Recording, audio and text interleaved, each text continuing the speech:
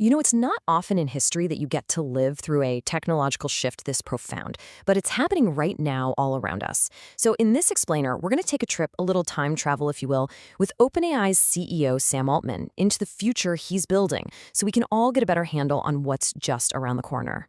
All right, to really kick things off, let's start with a quote from Altman that, well, it really stops you in your tracks. He said, "A kid born today will never be smarter than AI." Just let that sink in for a minute. That is a wild, almost unbelievable thing to say, right? But it perfectly captures the just insane pace of change we're all in the middle of. So yeah, think of this as your guide to what's coming down the pike. We're going to look at the newest AI, what it means for, science and society, and the absolutely massive undertaking to build whatever comes next. And look, this isn't some far-off sci-fi future we're talking about. It is happening right now. It's starting with a tool that's just hitting the scene. So let's meet GPT-5. Okay, so the big deal here, the thing you really need to get, is the huge leap in what this thing can do. GPT-4, that felt like magic not too long ago, right? It was all about knowledge. It could pass the bar exam, analyze super complex stuff. It basically knew things. But GPT-5, this is a whole different ballgame. It's a fundamental shift from just knowing to actively creating. We're talking about building software from scratch just by asking and changing it on the fly in real time. So what does instantaneous creation actually feel like? Well, Altman has this great little story. He talks about how when he was a kid, he spent ages programming the game Snake on his TI-83 calculator. You remember those, right? Anyway, just for fun, he asked an early version of GPT-5 to do the same thing. And get this, it spat out perfect code in 7 seconds. 7! But that's not even the craziest part. He could then just tell it to add new features, and boom, the game would update live. That right there, that's the new creative loop.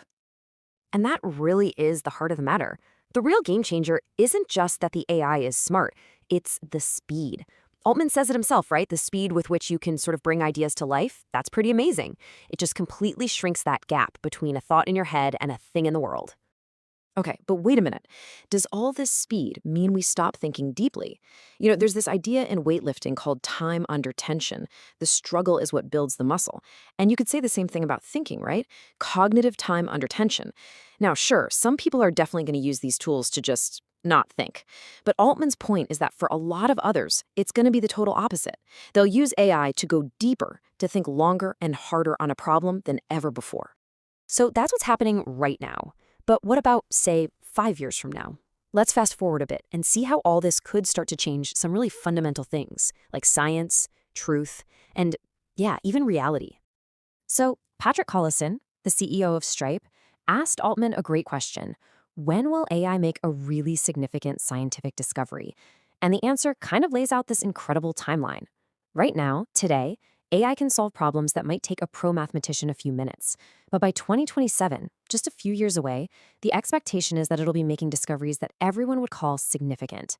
And the endgame, the really long-term goal, solving problems that would take the smartest human 1,000 hours to crack. We're talking about proving entirely new theorems. But when one AI model gets that powerful, it brings up a huge, huge question. The CEO of NVIDIA put it perfectly. How does one AI know the truth for everyone? Facts are facts, but truth? That's a whole other story. It's personal, it's cultural, it's all about context. And Altman's answer to this is pretty fascinating.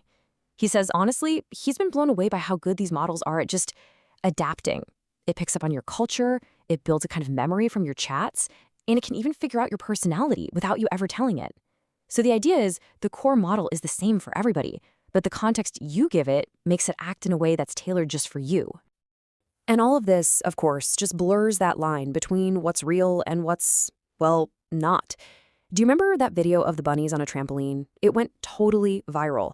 Everyone loved it, everyone shared it, and then turns out it was 100% fake, AI generated. People were shocked. But Altman's take is, look, we'll get used to it. We already have, in a way. Nobody thinks an iPhone photo is pure reality, right? We know it's heavily processed. Our definition of what's real just keeps on shifting. All right, so let's zoom all the way out. What's the ultimate endgame here? This is what it's all leading to, the path to superintelligence. And, as Altman puts it, it's one of the biggest projects humanity has ever taken on. So what does that even mean, superintelligence? It's not some fuzzy sci-fi idea. Altman has a super clear, down-to-earth definition. He says it's a system that can do two things. 1, do AI research better than his entire team at OpenAI, and 2, run the company OpenAI better than he can. Once a system can do that, well, that's the moment you've crossed the threshold. But here's the thing. Getting there isn't just about writing clever code. The biggest hurdles aren't in software. They're in the physical world. Building superintelligence is a massive, massive infrastructure project. I'm talking one of the biggest in human history. The real bottlenecks are things like energy, we're talking gigawatt-scale data centers, the actual processing chips, and just building the data centers themselves. And just to give you a sense of the scale here, we are not talking about adding a few more servers. Altman is talking about a future that needs billions of GPUs. That's the kind of raw power we're going to need for the next big jump.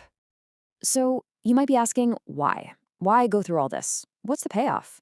Well, for Altman, the ultimate goal is something truly profound. He wants to be able to ask a future model, maybe a GPT-5, to just go cure a specific type of cancer. And the AI would do the whole thing. It would design the experiments, tell the lab techs what to do, crunch the data, and take the research all the way from idea to cure. That's the prize. Okay, so that's the grand vision. But where do we fit into all this? What's our role? Let's bring it back down to earth and talk about the new foundation we're all standing on. Altman uses this perfect analogy. He compares this whole AI thing to the invention of the transistor. Back in the day, everyone was obsessed with the companies that made transistors. But now, you don't even think about them. They've just seeped everywhere, right? They're the invisible bedrock of everything. And he thinks AI is going to be just like that. It's not the final product, it's the new utility, the new foundation that everyone else is going to build on. So, with all that in mind, what's the number one thing you can do to get ready for this future? His advice is shockingly simple. Just use the tools. Seriously. He says it blows his mind how many people will ask him for advice for their kids' future, but they themselves have never really played with ChatGPT beyond a basic search. If you really want to get it, you've got to become fluent with it yourself. And that really brings us to the final and maybe the most important question. If AI really is this new foundation, this new transistor, the platform for whatever comes next, then the real question is, what are you going to build on it?